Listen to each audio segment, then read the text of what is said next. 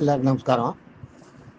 இன்னைக்கு திருப்பாவை பாடல்ல ஆண்டாள் எழுதிய திருப்பாவை பாடல்ல 17வது பாடல் பாட்டை சொல்றேன், கேட்டுக்கோ.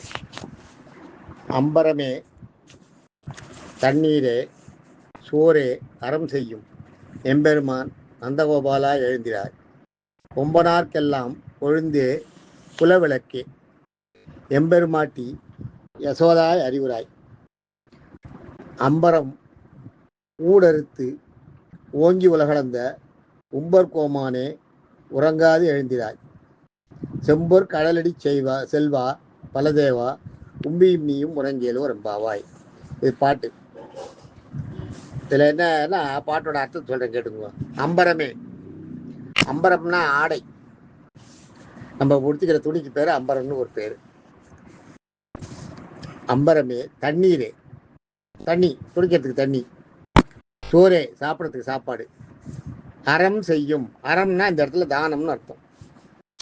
எல்லாருக்கும் சாதம் போட்டு துணி கொடுத்து தண்ணி கொடுத்து இதை பண்ணுற, இதையெல்லாம் செய்கின்ற அறம் செய்யும் எம்பெருமான், எங்களுக்கெல்லாம் தலைவராக விளக்கக்கூடிய நந்தகோபாலா, நந்தகோபன்றது கண்ணனுடைய அப்பா, நந்தகோபாலா எழுந்திராய், அவனை எழுப்புறான். முதல்ல நந்தகோபாலன் எழுப்புறான். நந்தகோபாலன் படுத்துட்டு இருக்கார், அடுத்தது யசோதை படுத்துட்டு இருக்கா, அதுக்கு அடுத்தது கண்ணன் படுத்துருக்கார், அதுக்கு அடுத்தது பலராமன் படுத்துட்டு இருக்கார்.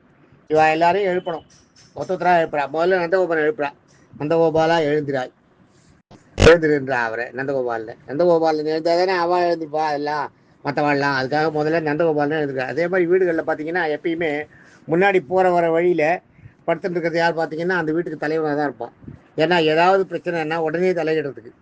அந்த வகையில் இந்த இதில் வந்து நந்தகோபாலன் முன்னாடி படுத்துட்டுருக்கார், நந்தகோபன் முன்னாடி படுத்துட்டுருக்கார். நந்தகோபாலா எழுந்திராய், கொம்பனார்க்கெல்லாம் கொழுந்தே. கொம்பனார்ன்றது யாருன்னா மேன்மை மிக்கவர்கள். நீ என்ன பெரிய கொம்பனா, நீ என்ன கொம்பனான்னு வாங்க பார்த்தீங்களா. கொம்பன்றது வந்து அந்த குலத்துக்கெல்லாம் பெரியவன் அர்த்தம். கொம்பனா அந்த மாதிரி அந்த குலத்துல பெரிய பெரிய ஆள்லாம் இருக்காங்க இல்லையா. கொம்பனார்க்கெல்லாம் கொழுந்தே, அவங்களுக்கெல்லாம் தலைவனம். கொழுந்துன்றது அவர்களுக்கெல்லாம் தலைவனம். வயசுல சின்னவனா இருந்தாலும் அது அப்படிப்பட்ட பெரிய பெரிய சீமான்களுக்கு, செல்வந்தர்களுக்கெல்லாம் அறத்தை சார்ந்து இருக்கிற அந்த கொம்பனார்க்கெல்லாம் கொழுந்தேன்னா அவர்களுக்கு தலைவன், அதாவது தலைவனுக்கு தலைவனே அர்த்தம். தலைவனே. குலவிளக்கே, குலவிளக்கேன்றது எப்படின்னா, குலவிளக்குன்றது சாதாரண விஷயம் இல்லை. விளக்கு சாதாரணமாக விளக்குனாலேயே விளக்கு என்ன பண்ணும், தானும் எரிஞ்சு தான் இருக்கிறது இந்த இடத்துல விளக்கு இருக்கிறத காட்டும். அதுக்கு எப்படி வந்து சேர்றதுன்ற வழியையும் காட்டும். ஏன்னா அந்த வெளிச்சம் வருது இல்லையா, அந்த வெளிச்சத்தை வச்சுட்டு விளக்குற இடத்துக்கு நீங்கள் போயிடலாம். அது மாதிரி கண்ணன் வந்து வைகுண்டத்தில் இருந்துட்டு தானும் அங்கே இருந்துட்டு தானுக்கு வைகுண்டத்துக்கு வர்றதுக்கு வழியையும் காட்டுறாராம். அதை சொல்ற குலவிளக்கே. அந்த மாதிரி இருக்க அந்த குலவிளக்கே, எங்களுக்கெல்லாம் வழிகாட்டுற குலவிளக்கா இருக்கிறவளே எம்பெருமாட்டி. எம்பெருமாட்டி, பெருமாட்டின்னா எங்கள் பெருமானுடைய மனைவியேன்னு அர்த்தம். எங்கள் பெருமான் இந்த இடத்துல சொல்றத யார் சொல்றாருன்னா நந்தகோபால். நம்ம முதல்ல எம்பெருமான் நந்தகோபாலா எழுதுறா பாருங்க. எம்பெருமான்றதோட பெண்பால் தான் எம்பெருமாட்டி. எம்பெருமாட்டி யசோதா, யசோதா அறிவுராயின்றா இந்த இடத்துல. முதல்ல நந்தகோபாலனை வந்து எழுந்திராயினா, ஆனா யசோதையை வந்து ஏன்னா கிருஷ்ணனை பெற்று எடுத்து இல்லையா, கிருஷ்ணனை வச்சு தொட்டு தூக்கி தாளாட்டி வளர்த்து கண்டிச்சு அடிச்சு அதை வளர்க்குற அந்த பாக்கியம் யாருக்கு கிடைக்கும். அதனால யசோதை வந்து மிகப்பெரிய புண்ணியம் பண்ணவ அதனால அவளை வந்து அறிவுராயின்றா. அறிவுராயின்றது எழுந்திருக்கிறது, அதாவது அறிவை மறுபடியும் உருன்றது வந்து மறுபடியும் அடையிறது. அறிவை அடைவாய். இது வரைக்கும் தூங்கியிருந்த எப்பயுமே தூக்கமே ஒரு மனுஷாளுக்கு வந்து அப்படியே படுத்துட்டு இருக்கிறது. இப்போ அந்த காலம் போனது தானே. படுத்துட்டு இருக்கிறதே ஒரு இறந்து பிறக்கிற கணக்கு தான். படுத்துட்டு இருக்கும்போது உங்களுக்கு ஒன்றும் தெரியாது இல்லையா. மறுபடியும் முழிச்ச அப்புறம் தான் மீதியெல்லாம் தோன்றது, முன்னாடி நடந்ததெல்லாம் தோணும். ஆக அந்த நேரம் நீங்கள் உங்களுடைய உணவுகளை விட்டுட்டு தூங்குறீங்க இல்லையா, அதெல்லாம் அறிவுராய், உன்னுடைய சுய அறிவை பெற்று நீ எழுந்திருன்றா. அதே நந்தகோபாலில் வந்து எழுந்திராயின்ட்டா. யசோதையை வந்து அறிவுராயின்றா. யசோதை அந்த மாதிரி ஒரு புண்ணியம் பண்ணவளாம். ஏன்னா கிருஷ்ணனை தொட்டு தூக்கி தாளாட்டி பெற்று வளர்த்து ஆளாக்கியிருக்கா இல்லையா, அதனால.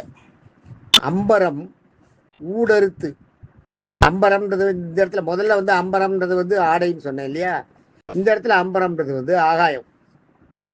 அம்படம் ஊடு அறுத்து, ஊடுன்னா அதுக்குள்ள உள்ள போறது, ஊடு அறுத்து ஆகாயத்தை அறுத்து ஓங்கி உலகளந்த. ஓங்கின்னா அதுக்கு கணக்கே கிடையாதான்.